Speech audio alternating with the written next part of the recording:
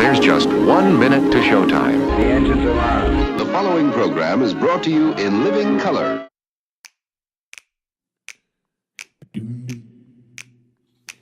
When they wrote up the systems and the rule set that we use, did working people get to write a line? What class of men on pen and paper jotted down their clues?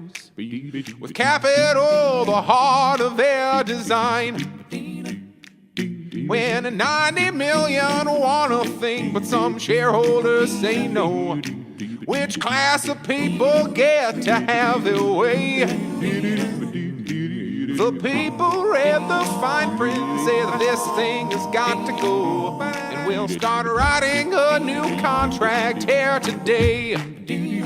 Don't you know that hundreds will work and one man keeps the money? They don't think they gotta tell us why. When they say the new social contract, all the bosses will be gobsmacked and everyone will want a sign. Oh, yeah, everyone will want a sign.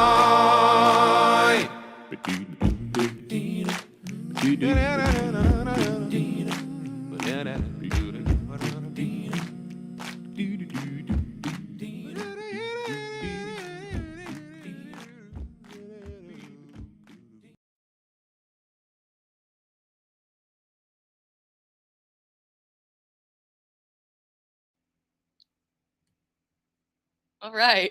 It just feels like, come on.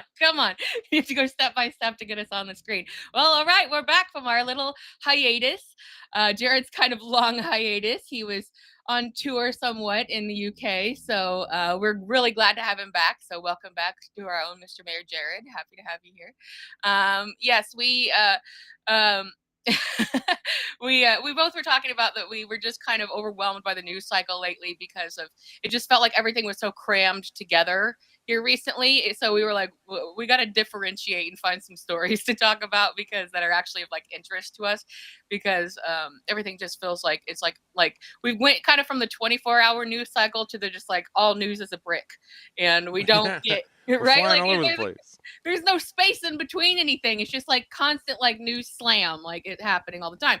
So in the last month, we've now gotten to a point where it would not be shocking today if the announcement is made that we are thinking about leaving NATO.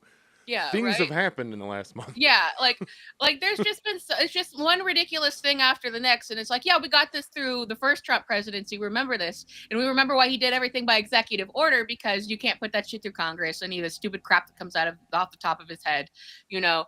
And that's the whole role of Elon Musk at this point, is just to try to like ram through the stupid shit and, you know, look over there, misdirection stuff going on. So there's been a lot going on. So we did try to pick out a few topics for today. And I just remembered, personal note, I haven't given you your birthday present yet. I got to send you your birthday present. Just remember. Okay, so I'm just we'll do that. Yeah, he had a birthday, so we got to get the birthdays. Anyways,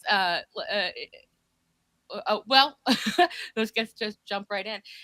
Did you happen to see the Oscar ceremony on Sunday, Mr. Jared? So I saw, like most of these quote cultural events, things that happen in the U.S. that involving celebrities. I see reactions from, I see clips from, but I did not watch the entire thing. Kind of like how I watched like the debates this last time around. Like if anything funny happens, I'll see it. Yeah, I'm like a movie TV person, so I definitely always watch them, even though they're terrible. This year, I do have to say, I was curious to see whether was it called Amelia Perez, the movie that was like supposed to be the ultimate liberal fucking explode, and then just a bunch of controversy comes out. So now all the ultimate liberals have to be like, oh shit, well we can't stay. And we got what, 11 nominations, like the most nominations since like Return of the King. Right? It's like, Yeah. See, the thing is that it's always it's okay. Regardless of what's going on, what's happening politically, who's in charge, it is like a liberal fuckfest. Like no question about it.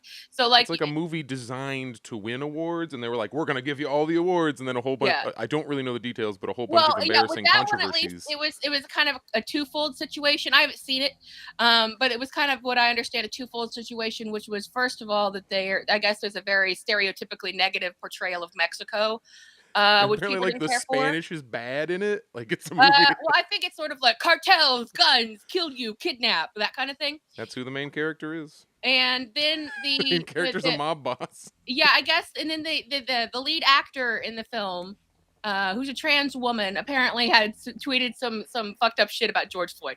So then like totally like that was out the window. And as far as ceremonies, like the broadcast goes, it wasn't as bad as it has been in past years.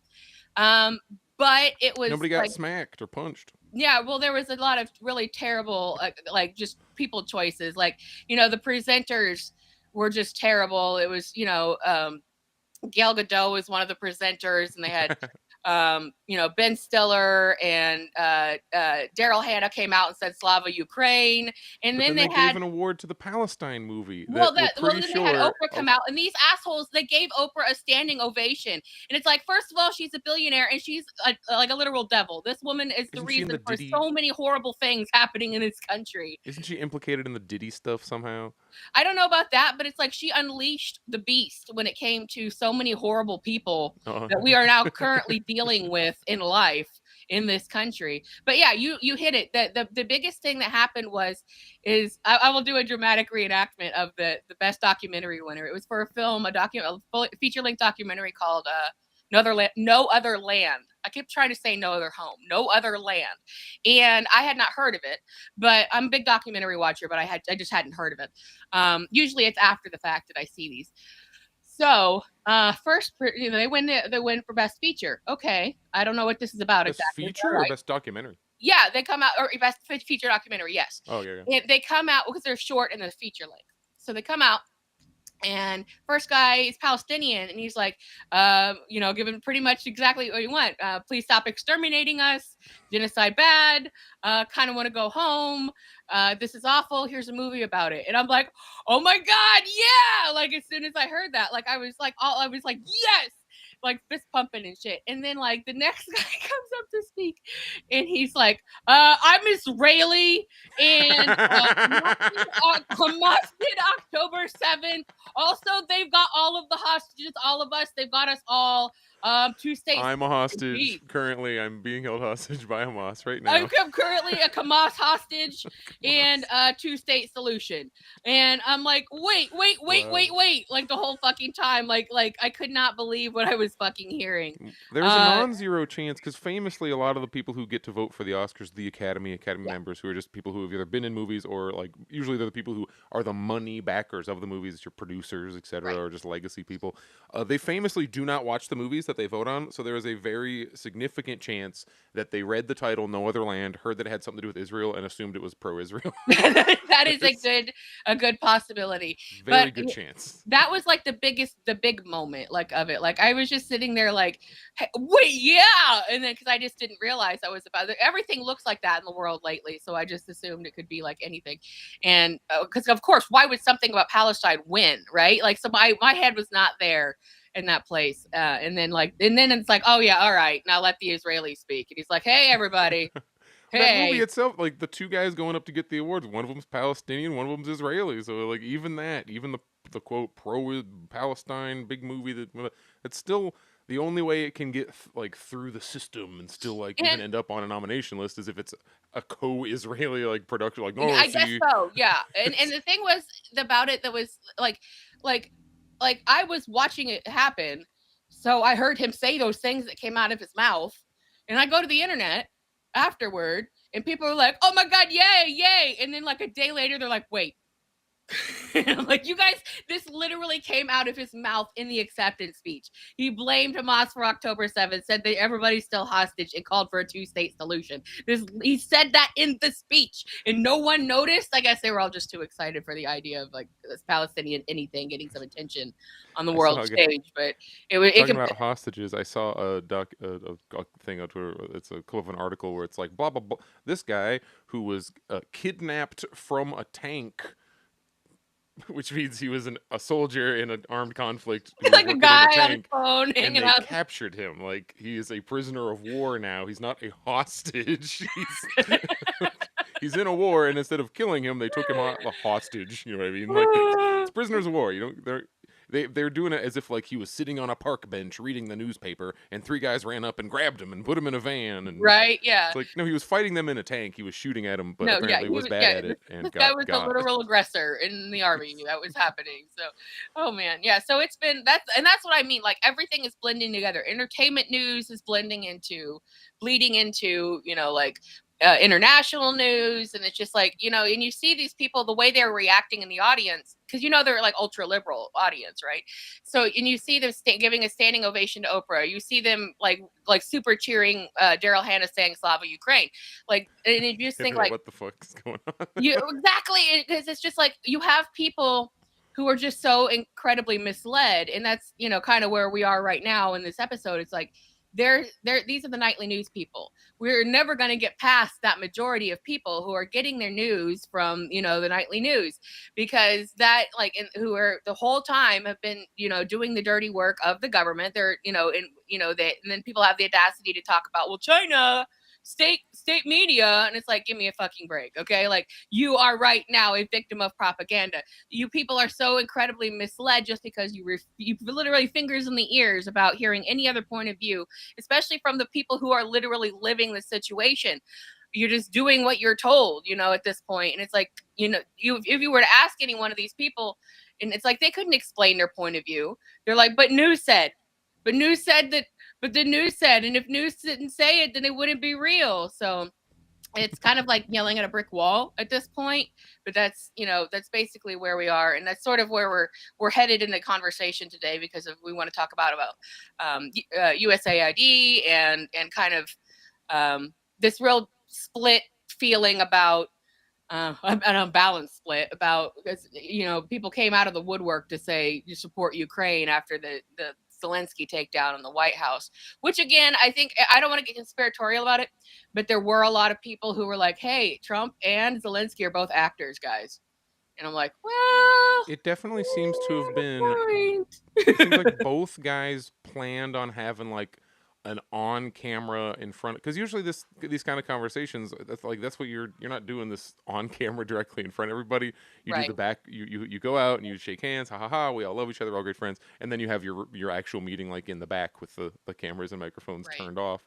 So it is plausible to me that both camps were like, okay, we're gonna freaking punk this guy into like making a move. It's like, they're gonna do a power move here where Right. we're gonna kind of start a fight in front of the cameras, and they're not gonna be like ready for that. So then, where it seems like Zelensky's trying to, both guys trying to get the better deal, depending on what your opinion of better is in this case. Where it's like you have the Trump camp that is real hot on these mineral rights deal, Which where was it's like, where all it right, was going in the first place. That's what all this was about. I know, right? Ultimately, what can we get? When the money thing didn't work out, and Zelensky went on TV and said, "We lost half the money, guys. It's just gone." Like that was then, like, that was such a bad look that I think Trump really rolled with that. But it did really have that WWE feel about it, which Trump is an affiliate of. So it kind of, I felt a little bit staged, but also um kind of necessary, I think. Like, I don't know on what part of the spectrum of real to fake it is necessarily, but that kind of doesn't matter, because you really got people now coming out of the woodwork to support Ukraine again without the relevant facts, about knowing that they're literally like forcing people into the army, and The that they most interesting thing that came out of that little on TV fight was that JD Vance brought up the forced conscription of people in Ukraine, which, regardless of your opinions on this particular conflict, most people I know who consider themselves left or even Democrats are anti the draft and talk all like I had a plan back in frickin' Desert Storm or whatever where it's like sorry, Operation Iraqi Freedom, which is if I get drafted when I turn 18, here's how I'm getting to Canada. Like we Right. had a plan specifically for how I am not going to that war. So the idea of just uncritically supporting forced military conscription in another country to fight a proxy war on behalf of your own imperial power seems ghoulish to me. Yes. You are welcome to go and fight if you want. You can. Ukraine You has can. opened. They Yes, do. they literally will take you as a soldier, and you can go learn all about it in real Right. time. Yeah. Take a second here. Shout out to the chat. Hello to Are You a Time Traveler too? One of our regular viewers with they got some opinions today, but that is a fact what Jared says that you can if you are so passionate about Ukrainian freedoms and rights, then join up. You know, they'd love to have you. And the fact is I think Wouldn't that recommend it if you have certain skin tones, meaning any than mine. If you don't yes, have my skin tone, you may, yes, and they are not. They don't hide this. You can read many articles written by black people who have gone to Ukraine just to do basic reporting, and they're like, "Yeah, I couldn't get an apartment or stay anywhere because they wouldn't let me." A bunch of dudes with the Nazi tattoos heckled me on the street. Sounds like yes. I'm making stuff up. This is just directly from these No, it's articles. true. You're welcome to go read them. You'll have a great time over in the wonderful liberal paradise known as Ukraine, where they have had elections in the past, and I've heard that they will eventually hold them again. Yes. And I was actually just about to bring up the exact same point. Aid groups, foreign aid groups were like, you know, when they take volunteers to go do these, you know, these things where they put out very open, casual warnings like, if you are dark colored in any type of a way, you don't necessarily have to be African American or black, but if you are of any kind of melanin skin tone, get used to getting called the N-word regularly and or a monkey, you know, like get used to being called names and slurs because they will do that. It is part of the culture. And that was something way out in the beginning of all of this that the left was trying to say, that the Nazism is cultural in Ukraine, full stop. Okay, like no, they're not the only ones. No, not every single human person in Ukraine follows those beliefs, but they're open about it. They're, you know, Zelensky collaborated with many and conflated many openly branded Nazi white supremacist battalions and groups. And so did America, you know, like they had that whole thing about where Jon Stewart was like, thank you for your service, and was like handshaking one of them. And they're like, guy, seriously? When Jon Stewart was, one could say forced. He was getting in trouble for some opinions at the time, and it seems after this act, everything was fine. He was allowed back on TV. He pinned a Nazi, pinned a medal on a Nazi. Thank you for your service. At Disney World, the fact that it was at Disney World does make it funnier, and the fact that they were a literal Nazi. Oh boy, that's how you get back on TV. He said the wrong thing on Colbert, and then he was ostracized for like a week, and then he pinned a medal on a Nazi at Disney World, and now he's back. He can be the guest of things again. He hosts shows. Yeah. It's great. And if you are personally worried about Zelensky's poor little baby feelings, in a year or so, assuming he doesn't get Gaddafi'd, he's going to just go move to Miami. So don't even worry about it. Don't trip. It's fine. Like, it's no big deal. Like, there's like so much to be said about this. And that's why, you know, people think that the left is so aggressive about things like this. Yeah, we are aggressive in tone because we are very vehemently anti-war. Some of us are actually anti-Nazi to a Yeah, degree. also that. Because you think I'm making shit up over here. September 2022, Jon Stewart honors Azov Battalion at Pentagon-funded Disney World event. Comedian Jon Stewart honored a member of the notorious neo-Nazi Ukrainian Azov Battalion with a, quote, Heart of the Team award at the annual Pentagon-sponsored Warrior Games held at Disney World in Orlando, Florida, August 1928. Throughout the event, U.S. Army veterans and delegations from the armed forces of allied countries compete in various athletic events intended to celebrate the U.S. military. First held in 2010, the games are essentially a propaganda. This is from World Socialist Web, by the way. That's why it's written to this tilt here. Are essentially a propaganda effort by the Department of Defense intended to promote militarism and cover up the bloody consequences of U.S. military's wars for global hegemony. So Jon Stewart literally went to Disney World took a medal, handed it to a not just like there are Nazis near them or they went to the same book No, club like as a an Nazi. actual one. They have to keep covering up these people's tattoos and blurring the photos behind them because they keep getting caught with Nazi patches, not just like kind of no literal swastikas. It's the yellow and blue Ukraine flag, but with a swastika in the middle and a couple other shits on it. It makes like a X. It looks a little bit like Norway, Right. but it's not. And that's part of the Azov imagery, just is literal swastikas. They have a guy named Stepan Bandera, who was their hero. He was the guy that the Nazis assigned to like take care of Ukraine. And when the German Nazis came to see what he was doing, they told him to chill out. Right. Like he was too extreme Yes. for German SS Nazis. They told him to, okay, you get my point here. Yeah.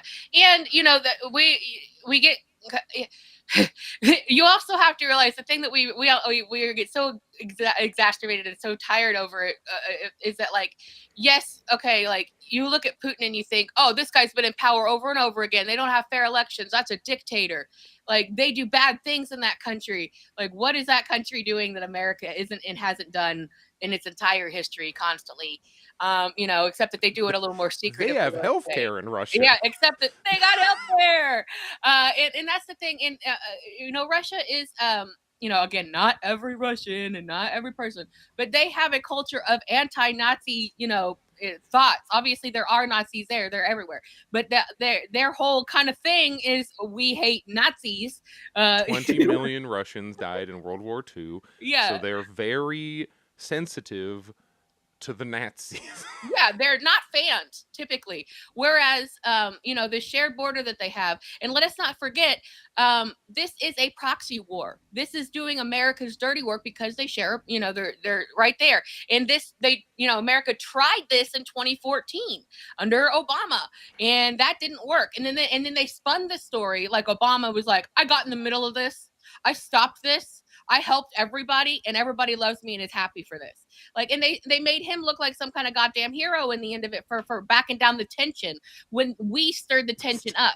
That we started it, and they're like, hey, and it's like, the only thing, it's not like we're sitting here saying like, oh, Putin, we love Putin, big old heart.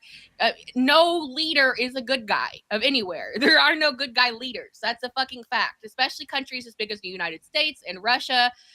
You get it with China as well. Everybody is still, they're all problematic. But we come from the point of view that we should be working with these people instead of trying to nuke each other to see who could do it best. And I don't understand why there is opposition to that. Let me see. I got a graphic here.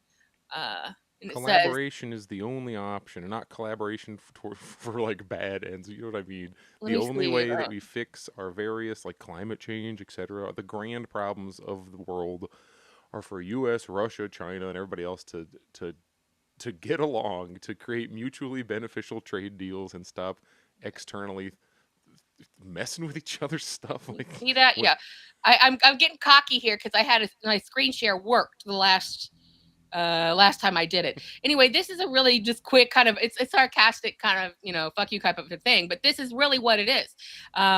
This is what it is, because people on the left, if you can't tell the difference, are against all of the war, all of it, no matter what. We are looking for a more homogenized, globalized, one love type of a world. And that's why, people think, oh, that sounds so liberal. It's nothing to do with it, because liberals are very much in favor of all this negative happening, and we don't really know why. That doesn't really make sense. The names of people don't make sense anymore. And the question is like, people confuse the left with the right, because as you can see on this chart, the right is also against funding Ukraine, but so that makes us in alignment in that way. But that doesn't mean that we are we're like, yay, Trump. That doesn't make us Trump supporters. And we constantly have to say, all of us, all the time on the show, everybody else has to say, I don't support Trump, but before they say anything, before we are able to say anything, we have to preface, I don't support Trump, but and it gets so tiring, because like, okay, you're gonna eventually agree on something, and even if the reasoning is different, like the left doesn't want war anywhere. But the right doesn't want war in Ukraine because they see the money going out the window, and then that's all that they're really interested in. And, and then the liberals are just, for some reason, you were telling me about this, before the show, that liberals are now like the like cheering on war. Like you are supporting genocide and war in these places because you're being told to, and it really just doesn't make any sense in terms of ideology, in terms of humanity. Like, I've never seen a liberal make a good argument about why this stuff should continue, but I have this entire time seen liberals make a like Zelensky into like with on a head on like a superhero body, and like not have anything to say about him posing and shaking hands of Nazis, and not have anything to say about him dressed up in his cute little war gear in front of a fucking green screen. So, and then now they're like going on about like, this guy is in war. This guy is he's a hero for real. He's not. He's like he's a despot basically. He was placed there. He was chosen to fill this role. It happened before, and the United States is always behind it. So, pull the mask off, Scooby-Doo style. But in a similar note, Jared wants to enlighten us, interestingly, about some of the other stuff that Trump is doing, if you could pick any of it apart, having to do with USAID. So, which is more of a Schmealon situation. But it goes hand in hand with all of this. Like, where was the foreign aid going all this time? Was it being used for good reason? What kind of waste, was going on? Like, there are a lot of questions about that, but also about how America, just like trying to get other countries into NATO. Well, if you do this, this, and this, we'll think about it. And really manipulating very vulnerable countries under the guise of, we will give you some aid if you. I mean, I'm over here asking if NATO membership is the ultimate goal and we want to treat Ukraine as if they're a NATO member anyway, why does NATO continue to veto membership of Ukraine? And I mean, I know why. It's because that would be World War III. That's a line they really can't cross. But I'm over here like, if you really believe that stopping the fighting of the Ukrainian war is going to lead to Russia taking over the world, why are we waiting then? If you really believe that, bring them into NATO, invoke Article 5, and let's fucking go. If you really think that's what's going to happen. This just shows a weird, like a lack of seriousness, which comes back to why we say, because I don't really say this jokingly, if you believe in that conflict, that the world is a world-ending conflict, that all of Russia must be, I don't know what the win condition is for Ukraine. I've heard like all of their territory like being restored to, I guess, like the pre-2014 borders, and they want to re-include Crimea. But then I've talked to other people and say, no, that's not enough. Russia must be punished, therefore we must take Russian territory, and that would be the win condition. I'm like, so, but what you're really saying is the only way Ukraine can, quote, win is if Russia is completely eradicated from the map, which is a thing that no one historically has ever succeeded in doing. Napoleon could not conquer Russia. If you think that Ukraine is going in there, or even like all of NATO and Ukraine and the US and Gandalf the Grey and Gandalf the White and Monty Python and the Holy Grail's Black Knight, if you think they're going to succeed, you just haven't been paying attention. You don't really seem to care. So please, sign up. Get a plane ticket and a gun. They might give you a gun. Holy shit, they better. We've sent them enough. And go fight in Ukraine. You can go save the world because you think this is really very serious, and you must take it very seriously because you believe things not just because the U.S. State Department tells you to, right? You believe them for reasons, and you have very good reasons to support this war, so go ahead and go over and support it. I want to talk about how government money that goes to things that seems purely good, such as AID, not aid, AID, because USAID does not stand for U.S. like aid. It's the U.S. Agency for International Development. I was talking about it in like one of the last shows, and I'm like, USAID? USAID, like a genius over here. USAID! It's not just like aid that comes from the U.S., but like people seem stuck at that level of the thing. But You would assume, oh, we're sending aid, sending food, sending XYZ resources to countries to help with international development.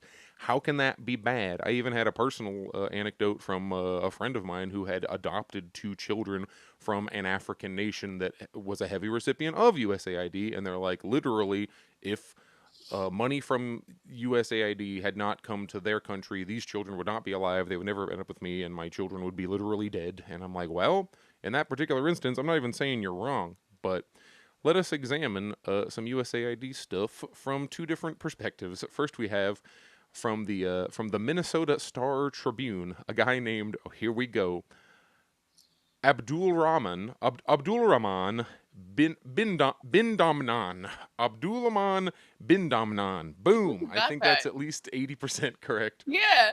If you're listening, Abdul Rahman, please issue your corrections at your leisure.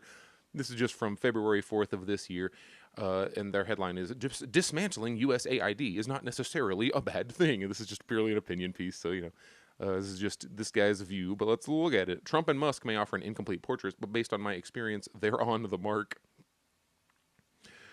I recently finished my PhD in international development. Many of my colleagues go on to work with the U.S. Agency for International Development, USAID. Both President Donald Trump and Elon Musk are dissatisfied with USAID. They believe the only solution is to eradicate it. As an international development theoretician and practitioner, I am not necessarily sad to see USAID go by the wayside. To begin with, it didn't do me, nor my fellow country persons in Yemen, or fill in the backstory here for Abdulrahman, a developing country, it didn't do Yemen any good. If any place in the world needs foreign aid, it's Yemen, a country that has been suffering from the worst humanitarian crisis in modern history. I was born, raised, and educated in Yemen. Unfortunately, Yemen suffers from abject poverty and dilapidated conditions, not to mention that illiteracy rates run rampant. Well, it's not the rates that run rampant, it's the illiteracy, but I know what you mean. I immigrated to the U.S. to pursue my higher education. Oh, so he's also, we are witnessing the product of what is called brain drain, which is why do other countries have such a hard time developing? It's like, well, the quote, high skill, like high education industries, like PhD students and that, you don't hang out in your home country if your home country cannot provide you with the opportunities that like getting that degree is supposed to provide you with. Like if you become a doctor, you're supposed to have a kind of comfortable life because now you're a doctor and you got your like $600,000 degree, at least if you're in America. So what do you do? You leave. You go, it's like, well, how come everyone comes here? If America's so shitty, why does everyone just come to America? It's like, well, because America is one of the only places you can get your $1 million a year tech job or your $1 million a year surgery position or whatever. And some people choose to stay just out of a sense of like pride for their nation, but a lot of people are just going to go where the money is. So you end up with brain drain. You have a lot of your qualified people who could be over there building technology at home, building it abroad because we just eat them up because then we can use your intelligence for something else, which is how you end up with countries like North Korea being like, you can't leave. It's not just because they're the evilest and there's, this will be my beautiful, horrible scheme. It's like, Right. dude, we need engineers, and if they all leave, we don't have any. We spent all this money educating them. We need to keep a few. Okay. This is not a North Korea segment. But after studying psychology, I was unhappy with how American-centric it was. So I pivoted out of psychology onto international development. I was excited to join the field because I thought that the people in it might know a thing or two about the country of my origin. Basically, he got this PhD in international development to maybe come back around and get like, hey, what's going on with my homeland? Alas, I was surprised that many international development folks are as uninformed and as unsophisticated as the rest of the population. So his thing boils down to USAID may or may not be trying to do the right thing, but it's just doing it wrong. I've noticed this is what we all go through too. It's like you find out like everyone around you just doesn't know anything. You're like, come on, man, you live here too.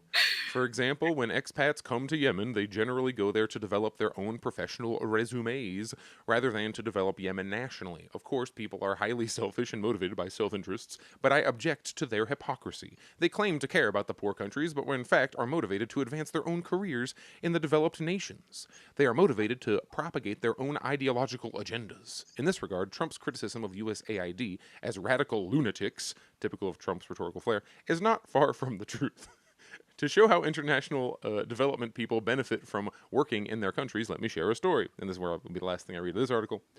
I know the consultant to the Minister of Education in Yemen, Saleh Aram, who dealt with some expats in Yemen. Aram was a brilliant mathematician in the region who published a book in Arabic about the subject. He told me that an expat translated the book into English and claimed authorship, presuming that Aram doesn't read English. Stories like this are unfortunately common. So it's like, that's the kind of those are the professionals working within USAID, and I then have an alternative opinion from the Ministry of Foreign Affairs from the People's Republic of China. And this was written in April 19th. This is, back up, damn it. This is from last year, so this is before and has nothing to do with any Trump anything, and I'm not doing the whole thing, but we'll skim a bit off of each of these. I encourage you to go and read this yourself if you want to read everything. It's called The Hypocrisy and Facts of United States Foreign Aid. Of the United States Foreign Aid. Let me read the introduction here. The United States has always prided itself as the world's largest foreign aid donor. However, in fact, U.S. foreign aid has always taken maximizing the interest of the U.S. as its fundamental starting and ending point, while ignoring the practical interests and long-term development of recipient developing countries. Being selfish, arrogant, hypocritical, and ugly, and wantonly interfering in other countries' internal affairs for its own benefits. U.S. foreign aid brings about seriously negative impacts on world peace and development. So, besides the from the idealist perspective we heard originally, where a guy's just like, man, the people over here aren't even like here for the right reasons. They don't seem to give a shit about actually improving, about internationally developing. I would argue that USAID they just need to put like an anti in there. It is the anti-international development branch. Their main goal seems to be to prevent other countries from developing in a way that they become self-sufficient and not reliant on the U.S. You will hear about food aid. You're like, Pepper, how could that possibly be bad? How is sending somebody food in any way but like a pure good, thank you, oh my goodness, thank you for food, we're starving, we need food. Well, what does flooding a market with American, let's just say grains, what does flooding a market with American grain do to the local grain market? Yeah. Like, if you just dump prepaid for ostensibly free grain into a grain market, that is going to completely destroy local grain producers' ability to compete within that market. Their prices are always going to be higher, and the local population will move away from buying locally produced food, grain in this case, this metaphoric, this example, this hypothetical, and towards buying U.S. grain. That ultimately leads to they can't afford to keep their farms operational. Yes. They can't afford to keep their land. Oh, magically we have a buyer, that we can take over your production. Don't even worry about it. Oh my God, Monsanto's here! Hooray! Exactly. Great. And to some degree, that ties into what we were talking about Ukraine. America was purchasing. And Biden had said this, hooray, you guys, guess what? We're purchasing all of their grain, and then also we're paying their pensions so that they have some runaround money. Wink. And it's like, are you in their healthcare? Like, are you kidding? Like, we're supposed to be on board with this kind of thing?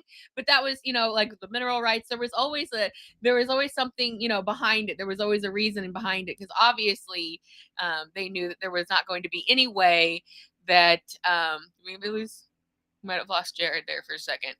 But there was obviously not. Are you back? We got you? All right. Well, obviously there was just going to be there was no future there. You take this time. Did we lose you? If you can hear me, oh, cool, you can't hear me now. Sorry, I clicked the mute button because I was gonna cough, and then I shouldn't do it again. And it just started like disco, like brrr, on off, just like rapidly firing. And I'm like, that might be broken. Let me just reload. The page here. Well, but okay, yeah, continue talking about buying up Ukrainian land, doing basically the same playbook. Right. And then ultimately it's like, do they really give a shit about another field of grain, or do they want what's under that field? So, I mean, that's something that there is, precedent there too. There was always, a reason behind why this was happening. And what he's talking about, and what, we were talking about earlier in the hour. There's just 1 minute to showtime. Wow. Oh no, I think I Hang don't on think here. it's my computer. I My got it. web page is like freaking out. Anything I get my mouse near, I got it. oh, now it's clicking once. It's as if I turn like turbo mode on a very old video game controller, where it just rapid fires whatever button you keep pressing. There, yeah, okay, Okay, you're back. I look can at see it. this. We're Yeah. normal. Yeah, my mouse like spammed the intro video, which is what happened there. Okay. Yeah. Please continue. Okay. So, where the Yeah, heck we are were. This is not as good as it looks, and they want you to make you think. So that's So according to China. There's a foreign nation's analysis of what we're doing with USAID. Historically, U.S. foreign aid has been driven by realist theories of its own national interest, with the starting point and ultimate goal being the maximization of national interests. During the Cold War, the main goal of U.S. foreign aid was to stop the spread of communism and to consolidate U.S. hegemony. After the 9/11 attack, the goal of the U.S. foreign aid shifted to global anti-terrorism to ensure the national security. During the Trump administration, U.S. advocated America first, and U.S. foreign aid was deeply influenced by populism and conservatism, ignoring its responsibility as a developed country to narrow the North-South divide and other development issues, withdrawing from the Paris Agreement on climate change and the WHO for a time, hastily reducing or even cutting contributions to important multilateral institutions, demanding other countries to shoulder more responsibility. All above mentioned undermines the international development cooperation. I'm going to scroll down to, because they have multiple sections here. Aid of arrogance, the act of interventionism. So here's some of the freaking meat and potatoes here as to what this aid is about. The United States often attaches harsh conditions that undermine the sovereignty and dignity of recipient countries. That hypothetical I'm talking about, flooding a market with grain, well, that goes hand in hand with people like, how come our farms are also subsidized and blah, blah, blah. And then it eventually becomes requirements of foreign nations to receive said grain. Even if you, the local nation's like, hey, you're destroying our ability to locally produce food. I see that this is happening, and we will now take steps to prevent this. Guess what? You have already signed various preconditions that require you to accept things like this hypothetical grain I'm talking about. Also, that's like a totally real thing that they've done in multiple places. It's not really hypothetical. Harsh conditions that undermine the sovereignty and dignity. Is being able to produce your own food a thing that can lead to greater sovereignty? It is. And dignity of the recipient countries, and wantonly points fingers at the recipient country's internal affairs. Founded in 2004, the Millennium Challenge Corporation is one of the specialized aid agencies in the U.S. known for setting demanding political and economic criteria in selecting aid recipients and providing large-scale, long-cycle aid package that compels partner countries to carry out the reforms that the U.S. expects. As of 2019, MCC had approved 47 agreements involving 29 countries with a total value of more than $14 billion, according to its disclosure. So that's the money that's on the books. The articles of such agreements put U.S. law above the law of the recipient country, requiring its partner to meet the standards set by the United States for political reform, market economy, democratization, and human rights. This seriously infringes upon the sovereignty of the recipient country and has faced continuous opposition and resistance from developing nations, such as like a Burkina Faso, which we talked about in the last year, where they have kicked France out. Yeah. I was going to mention that actually, yes, in Niger, who did it, they were like, you guys are colonizers, you're not actually helping us, you're lying to the world, and get out. The United States is good at using aid as a bargaining chip and using carrot and stick to force developing countries to do what they say, which results in a serious lack of coherence in its aid policy and undermines the sustainable development of recipient countries. During the Trump administration, China really does not like Trump. Like while I was over there and I was in the museum, and like every president section was like, we did our best, we had some problems, but and then they get to Trump and it's like, Trump demolished international norms and really made shit. We not happy. Not because it did kind of. He's not nearly as predictable, and for other countries, unpredictability is always a little worse. It's like, oh God, the thing we were doing under like Obama was working, and things seemed normal, and now they're not normal. But it's the Onion article where it's like President Xi Jinping determined not to interrupt the United States' natural decline. I think it's like the do nothing and win because it just keeps happening. The U.S. had repeatedly suspended or reassessed aid to El Salvador, Guatemala, Honduras, the Solomon Islands, among others, as a political threat. In August 2018, the United States, as the primary donor, stopped contributing to its long-funded UN Relief and Works Agency for Palestine refugees in the Near East and described the organization's work as irredeemably flawed. This sudden halt was condemned by the United Nations and other parties. Like, China's always over here like, look, we're being normal. We're in the UN. The UN said this. What? This isn't us saying it, guys. It's the UN. All right. Let's hit a, what is it? This is the third one. Aid of hypocrisy. The truth of empty checks. Right? Yeah, it's so important to hear other people like looking at the United States and be like, hey, you guys are being lied to. What you think is going on with this program is not what's going on with this program. It's just the means to advance imperialism and take things from other vulnerable people. Here we are. U.S. aid performance and quality have always been poor, with inefficiency, waste, redundancy, and profit repatriation that was recognized as American characteristics. So, like, part of the reason I'm going through this is when you have people like Elon Musk getting on TV and saying there is an insane amount of wasteful spending in the government, he is not wrong. And as a commie, I want to see the U.S. state wither and fail.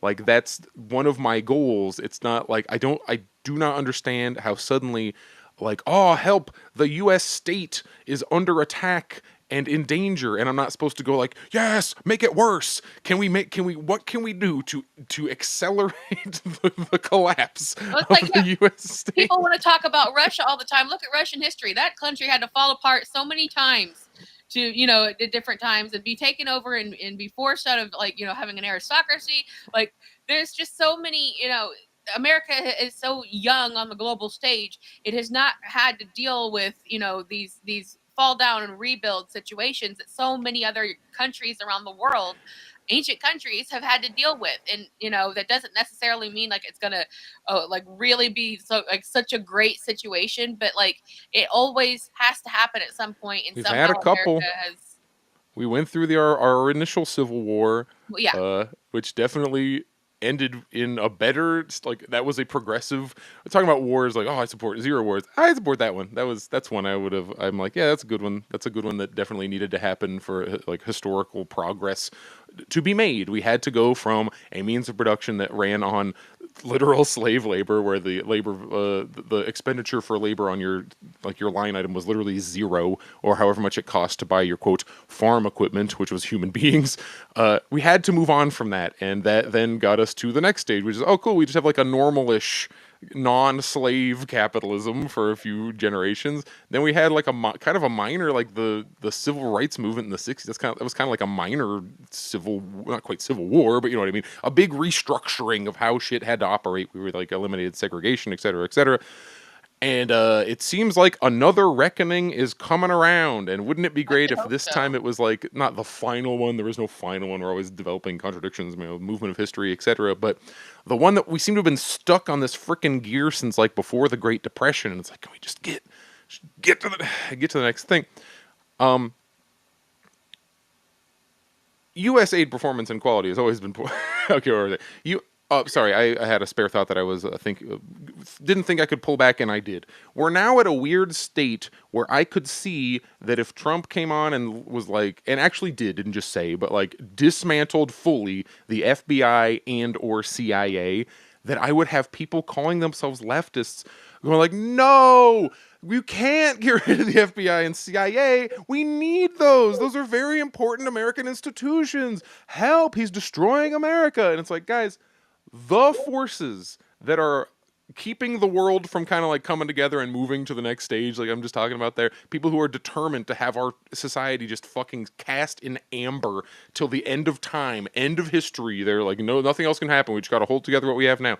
That's the FBI, CIA, USAID, the National Endowment for Democracy, the fucking, what people would call like the globalists, the deep state, the permanent bureaucracy of people who aren't elected and who go around the world doing terrorism, who just go around the world blowing up shit, making sure that chaos persists.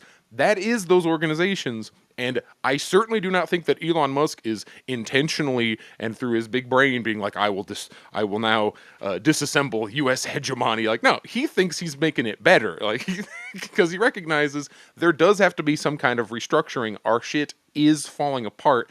And this is just what he thinks is going to keep it, again, cast in amber for all time. Nothing may ever change. This is what they think is going to keep things from changing. But this is also how you get the change. Like, we're getting there. We're finally maybe moving on from this gear we have been stuck in for a century plus. I hope so. So, like, are we supposed to say no, boo, fund USAID, give them all of our trillions and trillions of dollars? I'm over here heckling, like, hit the Pentagon next, hit the Department of Defense, start firing fuckers there. There, exactly. Defund some bases. Eliminate half our base. If Trump actually does this shit where he's talking about trilateral negotiations for the US, Russia, and China to all cut our defense spending by half, oh my God. I could not imagine if that happened. Am I supposed to be sad? Oh no, don't cut half the military budget. Please don't do it.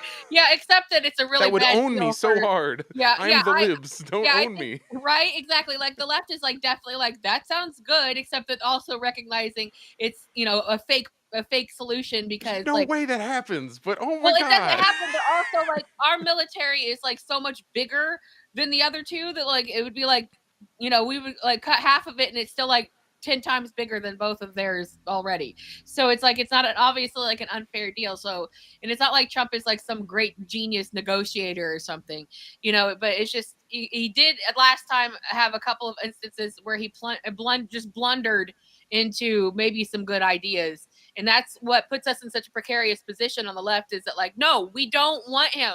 We don't want him in charge of anything. He's ruining everything. He's a fucking jerk off idiot and we hate him. And we can't do anything about it, but so are every other president that gets in there because nobody wants their head blown off in a fucking parade. So they just do whatever, that whatever suits them. And that's kind of why government has turned so inwardly supporting, not just because of threat of death, but also because it's so lucrative. And this is what they scrape off the back of things like this, programs like this. They populate the idea that or make it sound like, oh, we're doing democracy, we're spreading democracy, and we're giving them elections, and we're giving them the food, and acting like there's nothing else behind that, and no one is benefiting from it in any way, and it's just out of the kindness of their hearts. We're just the mob demanding protection fees. Like that's exactly it. It couldn't be further from the truth. And that's the thing. It's like you can believe whatever you want, have any political ideology that you want, but the fact of it is that like that there is always something else going on. Like if you've known somebody in your life that is like they'll give you something or do something for you, but you know that they're making like a mental tally of all the times they helped you out or bought you McDonald's fries or something, like that they're literally tallying it up. Like that's what's going on. Like America is always going to have the bill come due. No, never going to be doing anything that they don't think that they can get a return on. And that's why Ukraine is falling apart. At this point, they saw that there is no return that's coming out of it. Multi-billions of dollars have gone missing, and it didn't look good for the public. So, but what Trump being the idiot he is, he rallied support for it, and that's what Jared said at the top of the hour. Is like, now you've got liberals rallying for trying to do war. Like, we want to do war. And then everybody else is just sitting out here like, what the hell? Don't sign a peace deal is what they're protesting about. Don't sign a deal. Don't end the war. Help. Who are you if you don't want peace? What the hell is your point? Peace is threatening to break out. It's not like the idiots around you that want this are going to benefit in any kind of a way. Like, it's these people at the top that are going to benefit from it. So it's like they get nothing and they want to continue to ruin people's lives. Like, sounds great. I would love if the real estate scheme that they're trying to set up where they get to go in and, quote, rebuild Ukraine, I hope that's all messed up and they never can do it and it doesn't work and they all lose a bunch of money and that would make me happy. Oh, yeah. But this is the point of talking about USAID, because when we talk about sending aid or whatever in whatever form to Ukraine, this is what it is. USAID is widely rated by developing countries as the organization they are least willing to cooperate with. In order to get US aid, recipients have to go through lengthy and complicated procedures, read over 2,000 pages of procurement terms and conditions, and go through endless approvals and reviews. However, most of the funds obtained from the aid flow back to the US itself, which is something you had fucking, not Mitch McConnell on TV saying, like, oh, it's good, actually. This money is actually just spent on fucking nothing. It just comes right back to the gangsters that, quote, trick, that own me, that get me to go out and say this shit to you. Most of the funds obtained from the aid flow back to the U.S. itself. USAID has openly admitted that about 80% of its expenditures were spent in the U.S. Behind the world's largest donor, there are filled with high management fees, hidden corruption and profit making, the lavish spending of American contractors. U.S. consultants live in the most luxurious hotels in poor countries and enjoy sumptuous Western cuisine. As early as the 1990s, issues of corruption and the survival of USAID has sparked heated controversy in U.S. political and academic circles, and between 1995 and 2000, the agency's workforce was cut by 30%. And Elon's over here like, I want to cut it by 90%. And I'm like, cut it by 100. Just fucking remove it. It does nothing actually useful and prevents foreign nations from... It's Jesus. It's teach a man to fish, give a man a fish. Even if you believe that what USAID is doing is altruistic. At the end of the day, handing out grain to a country, even if you're doing it entirely for, in your mind, good reasons, doesn't actually get the country more food in the end. It just makes them dependent on you. This is how you'll have people talking about how freaking how like welfare programs are anti-working class, and that mostly comes into, like, I obviously want people in desperate situations to receive help. That is the end goal, but constantly just handing out help to someone doesn't, like, it is less effective than getting them to a position where they no longer require constant help.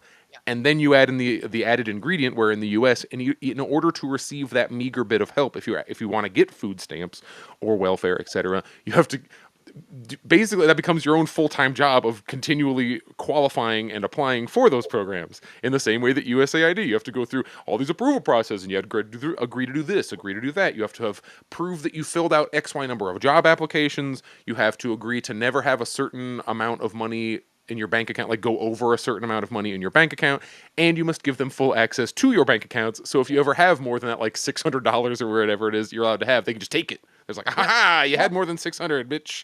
So you can't save up for anything. It just keeps you in a permanent state of fucked, and you can never really grow out of it unless you have some kind of help or win the lottery or something. Yeah, and that's exactly the truth. And it's especially hard on disabled people who are only allowed to have $2,000 of money at any given time. And it's like, how are they supposed to live? Like I have a disability, but I don't collect any kind of disability benefits because it's not fucking worth it. You know, like, it's not fucking worth it. And I've been out of work for like ever. You have to take a vow of poverty, like a nun. You have to agree to never make any money. Yeah, it's like you got to take this vow of poverty, and it's like, yeah, and it's ridiculous the way the aid functions, because it's exactly right. There's always some sort of gotcha, you know, in there. They're so worried about maybe the one or two persons that might scam the system that they just treat everyone like some kind of criminal. And give them the very least amount of anything possible, and then we just saw them go through again and decide they're going to cut Medicaid and food stamp, you know, spending again, and they're like, we saved all the money, guys. It's like, yeah, also you could save money by like just like murdering the entire population. Look how much money you saved. So that's, you know, it's the exact same thing. What we're talking about here on kind of the national scale is exactly what USAID is doing on the international scale, where if they're saying that they're giving a certain amount of money for aid or for any reason, and then like all this money is coming back to them or not going there in the first place, some people might call that money laundering. There's a little system behind that where some people tend to benefit from those kinds of things, and it isn't you. And if you are advocating for more war, you are not going to be getting any benefit of this whatsoever. So if you want to take, again, like Jared said many times, if you want to take part in this operation, they accept people in their army from all around the world. So, you know, hop on board. Anybody can go. And if you're Ukrainian, they might force you to go. They might kidnap you in a van, and then that's an issue too. Yeah, I mean that is an absolute fact. of what's going on. We have seen videos of people being literally forced into vans and they're trying to put them into the military. And then there's other stories about people being in hiding that have been in hiding for years at this point, trying to avoid, because I can't get out of the country, just trying to avoid being found, I guess you would say, to be put into military conscription. So you're fighting, you're fighting a very strange, it's a very strange hill to die on, let's say. To say that I want to do war. Yes, I know I won't benefit even for like any kind of way at all. Ideologically, materially, nothing will benefit me even slightly, but the rich will get richer and we will get to destroy more of the world, and we get to trade a few nukes with Russia. And then, like, what did you get? What do you win? I don't understand anybody who would be, there are the pro-war psychos, that you're always going to, war hawks, you're always going to find those guys. Like, but you can discount those people because they're obviously crazy. But if it's like the majority of Michael people, Bolton. Michael Bolton's gonna be our next. I know, not the singer. The fucking. Sorry, John Bolton. I'm so stupid. John Bolton, not Michael Bolton. I'm over here doing. John Bolton is gonna. He's like a Democrat now. He was the big warmonger, Right. war hawk for both Trump and Biden, I think. Or like Obama. He's just been around forever. He's part of the permanent bureaucracy. If you want to name like a deep state guy, he's probably one of them. But like I would not be shocked if we saw a Bolton Cheney ticket for the Democrats. Like, everybody vote for on Fetterman and Andrew Cuomo. Like that's Fetterman who they came Cuomo. up with. Right? Like, so Cuomo's back, baby. It doesn't matter who you rape. It's fine if you're convenient for the political establishment. You're just out of trouble. You can just come right back. He didn't even have to put a medal on a Nazi in Disney World. No, right. And that's the thing. Like, there's nobody holding anybody accountable for anything. And that is something that Trump ushered in a great way. Like, not that like anybody was ever accountable for anything anyway. They always got to come back. But like, true non-accountability really did come with Trump, where you could really just do anything at this point, right out in the open, no questions about it. And something we did mention earlier, it's like when we were talking about, Civil War, like the parties do change in nature. Prior to the war, the Democrats were, you had what was called Southern Democrats at that time, and they were war hawks, and they were for slavery. They were everything that you would basically consider a Republican these days, maybe even worse. And then the parties flip-flopped for a while, because Republicans at that time were known as like the great builders, the great, reconstructors, the party of Lincoln and all of this shit. Like, they were the good guys, and we've finally gotten back up to the point where it's like, you had this power struggle over the last 200 years to where it's very clear that they're both the bad guy. There is no good guy. They're both the bad guy. And that you have Reagan to thank for. You don't even have your like fake right-left fucking divide anymore. You have the traditional, you have establishment and not new, because like it's hard to freaking like list a dichotomy that doesn't like that doesn't portray Trump as the quote anti-establishment person. It's just there is a fracture within the ruling class, like there are all the time. They aren't necessarily a monolithic group, and the two groups fighting are most of the Republicans, all the Democrats, and then like MAGA, who is its own specific thing. Kind of have with like Nixon, because like a lot of Republicans didn't like Nixon, like the old school, because like your John McCain Republicans do not like Trump. They view him as this like obstacle to get around, which is why it makes it crazy that like Marco Rubio is in his cabinet. It's like Marco Rubio is like the swampiest swamp person possible. How do these people keep ending up in your freaking cabinet, Mr. I'm a Maverick who's going to drain the swamp? But like, most of the Republicans, like, you can't currently in the administration be out like against your party, because they tried that kind of last time, remember? And that's how you ended up with your never Trump Republicans, your Liz Cheneys, etc., who get to then campaign off of, look, I'm Mitt Romney and I don't like this guy who you also don't like, where it's like, oh, cool. So you're like the uniparty is very real. There is like the uniparty, and then there's this little faction of it that's they think they're eliminating communism. If you listen to what Elon Musk straight up tweets, he's chasing the communists out of USAID. And I'm over here like, no, please stop. Ooh, you're getting us communists so bad. we can't take it. It's so much. And a big misnomer about what's going on right now is everybody always wants to look for somebody to blame. That's a natural like human tendency. And then when you have people in charge of you, you definitely want to blame them. But a lot of the blame gets misappropriated because like if you think getting out all these geriatric assholes out of there that are like drooling applesauce on themselves is going to solve the problem, it's fucking not. The reason that they're there is because they have handlers that are literally holding their hand on paper and making them sign shit, They're or good puppets. or filling them full of Adderall so they could stand up long enough to say something in front of a crowd, proof of life. They are the reason that they are there is because they have been there literally since like the 60s, like but working in this in this scenario to now to the point that they're just corporate tools. Now that they have no faculties and that they're literally physically breaking down in front of our eyes and have benefited so greatly, it's because they are tools of corporations and billionaires and who invest in these lobbies and things that are controlling the situation. So yes, of course there should be let's come on, some term limits for real, like some age limits for real, like, and if you're past like 85, like enough, or like 80, I think is probably good. But like I don't think that's ageism really. I mean, if we're really being realistic, like people are always like, yeah, but you could, what about Mick Jagger? Yeah, okay, Mick Jagger's pretty great, but that's like one person. Like that's an exception to the rule, right? Who did present at the Oscars? You want to bring things around town here. No, But the point is, and he looked great. He was all out there, all spry and with it. Like it's like, well maybe, but these guys aren't. And if they were these spry, like on top of it, 80-some-year-olds, then they would be really of very little use to these handlers that are especially IPAC and things like that. They'd be of very little use to these people who are using them to do their dirty work. And that literally is behind every single move the government does and why there are no distinct party lines. And just seems to be like further and further fundamentalists that really seem to kind of align on things.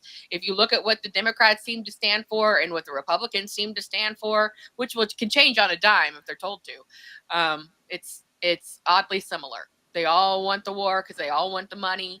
They all want to keep people poor and because they want to be able to criminalize homelessness and get them into the prison system. And most of the major corporations use prison labor.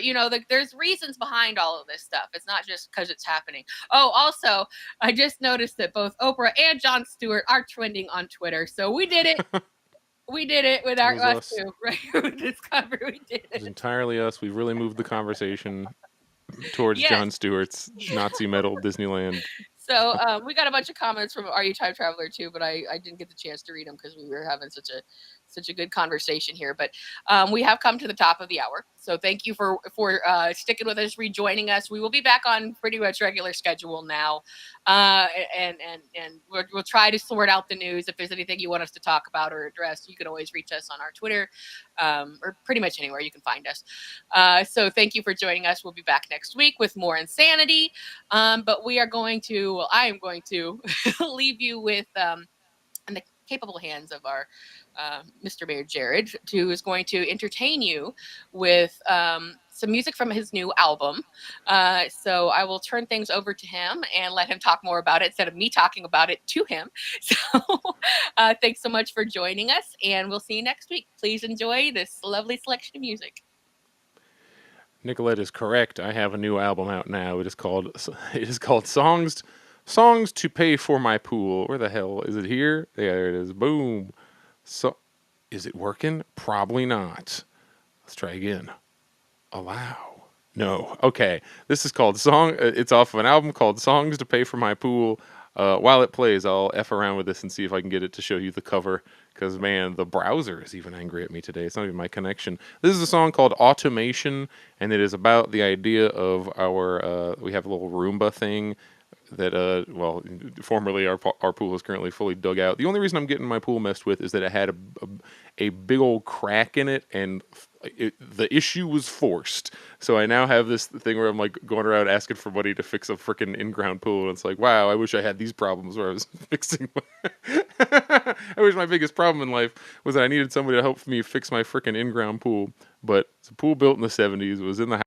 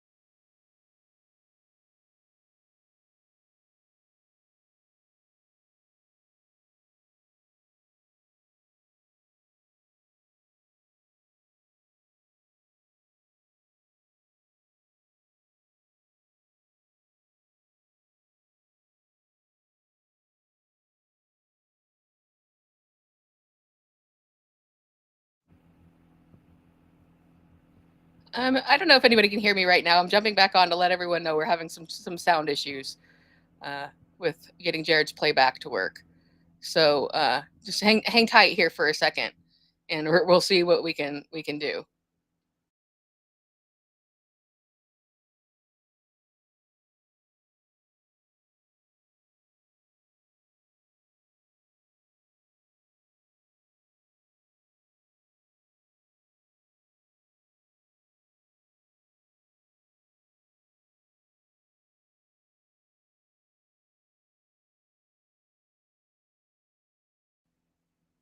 Okay, can you hear me? I don't know if you can hear me. Can't hear me? Okay. Hang tight, guys.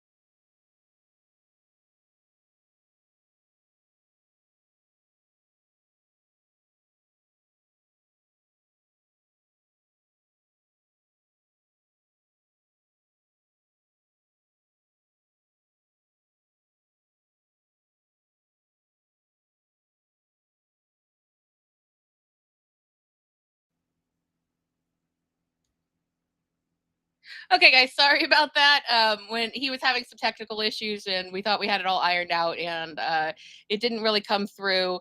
It looks like he's lost his sound. I don't know if you're hearing me right now. We're gonna wait another couple of seconds here to see if maybe he can get it straightened out. But I think that we might have to cut a little bit early, and we'll treat you to some music. In the next episode. So I'm seeing some activity on my speaker. So I think that you can hear me. So sorry about that. We'll make it up to you again another time. So I'm gonna go ahead and just let things go and quit while we are behind. So thanks for joining us, and of course, if you do want to hear the music and you don't want to wait, check out his new album. He's got many albums out. You can find it anywhere, and just follow his social, and you'll find everything you can. You could download it everywhere that music is available. So thanks so much for joining us, and we will see you next week.